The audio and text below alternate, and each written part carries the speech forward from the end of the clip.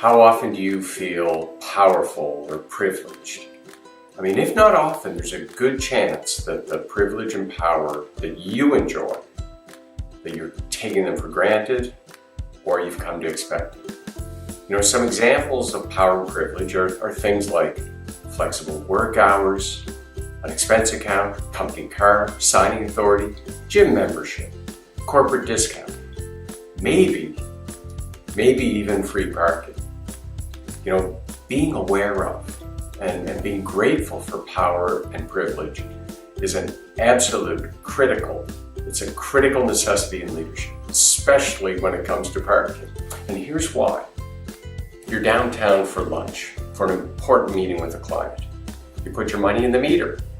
Not 3 spaces away, you get a slap in the face, not literal, but figuratively, as you're reminded why leaders must not take power nor privilege for granted, nor assume that they deserve it.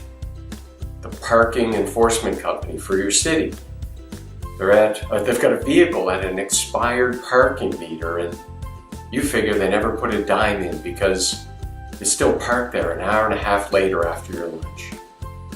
I mean, it could be an oversight or it could be intentional. And if it's intentional, there's probably some logical rationale.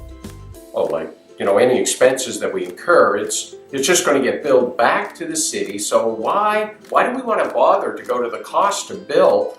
It's probably going to be more than the cost of the parking itself. Whatever the reason, no matter how logical, it's irrelevant.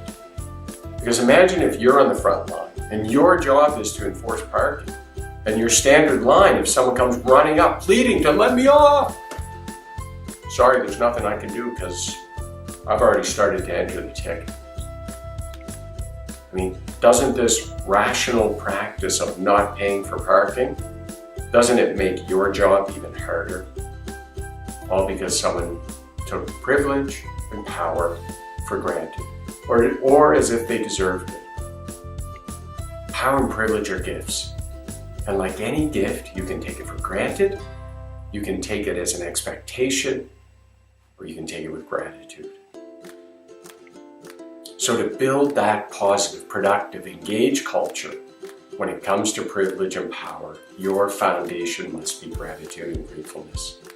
So over the next week or so, as you write your gratitude list, make sure you look for and you include on your list what you consider your privileges and your powers.